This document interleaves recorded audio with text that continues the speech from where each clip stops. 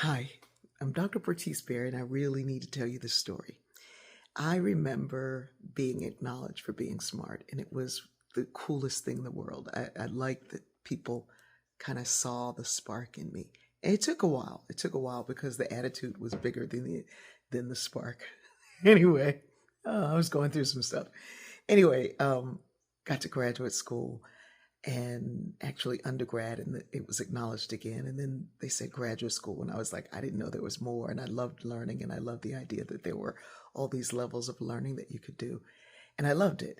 But I also wanted people to see that attribute. And you can't really, I mean, you can experience intelligence, you can't see it like you can see the color of a person's eyes or the shape of their lips.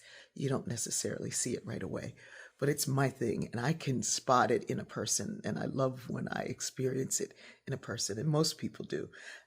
But we've gotten to a point where we kind of like push it aside. But I had this other side of me that I didn't know about until it was time to teach. And I was first year teaching aide, and they set another professor around to evaluate your teaching.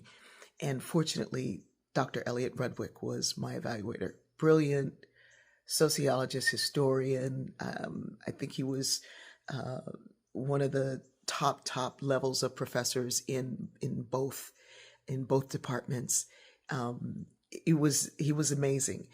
Founder of the study of social movements, just absolutely brilliant. And I loved studying with him. I loved learning with him. He taught me how to really shape stories, shape history as a story that people could hear and cling to and see. Anyway, so he's my evaluator. He was also funny. And when I had started teaching, I was not funny because I was trying to be so smart or trying to show people my smart. Anyway, I realized that that wouldn't work. If you wanted to grab a person's attention, I remember the first day, people, I'm doing my brilliance thing, and students were like, "What? I don't know what you're talking about. I don't even know what I don't know what lady, I don't know what you're talking about." And I realized all that intelligence mattered not if you couldn't give it to the very people that you claim you were there to bring forward. So I had to learn real quickly. And I went studying all these things about teaching and styles of teaching and methods and modes and what. And I found this little tiny piece. This is in the 80s. I found early 80s. I found this little piece on humor. And it said if something was interesting, funny, or bizarre, people were more likely to listen, to learn, and to want to change. And I was like, "Oh, that's it." And my whole family was not ashamed of being funny. They were funny from the moment go. They were funny in tragedy. They were funny in anger. They were always funny. And so I would just use my mother's sayings, my siblings' sayings, things along with my lecture. And I found out that it too was a part of me. Humor was also a part of me.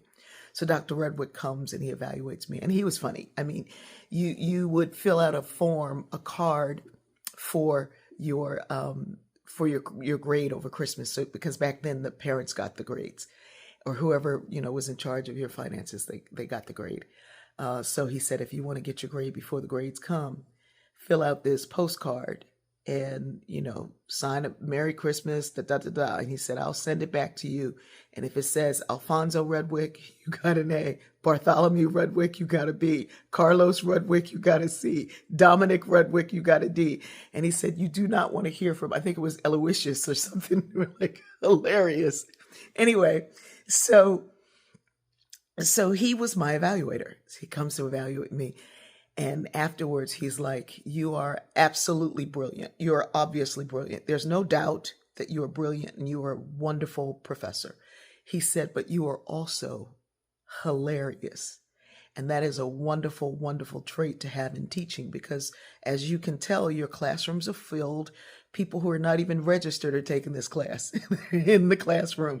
Your attendance is like 100% nearly all the time. It is obvious that you know how to draw a crowd. He said, but I have to caution you, your colleagues will not take kindly to your humor. He said, I love humor. I love using humor. If you want to get somebody's attention, use the humor. And he said, but also it's a part of who you are. You can see you are brilliant and you are funny. Use both, but just know your colleagues will not like it. And he was absolutely right. It was like, be smart, don't be funny, don't be smart. Everywhere you were not allowed to do the two. Why am I telling you this story? I'm telling you this story because when that other part of me, the humor part of me, comes up and I share that humor, I am often reminded of those faculty members who did not like it. And when they heard that I was going to go to do stand-up comedy, I was practically shunned. And sometimes some of you in your comments completely miss the humor.